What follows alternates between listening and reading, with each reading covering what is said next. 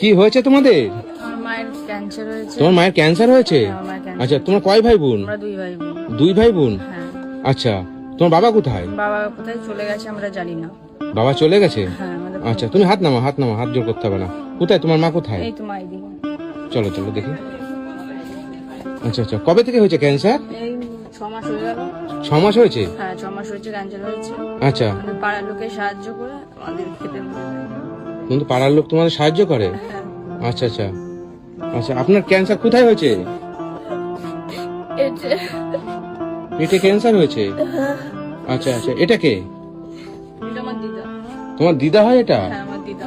আচ্ছা আচ্ছা, মানে তোমরা কয় ভাই বোন? দুই ভাই বোন, তাই তো? আমরা দুই ভাই বোন আর মা আমরা তিন। তুমি বড় না তুমি ছোট? আমি ছোট, আমার দাদাই বড়।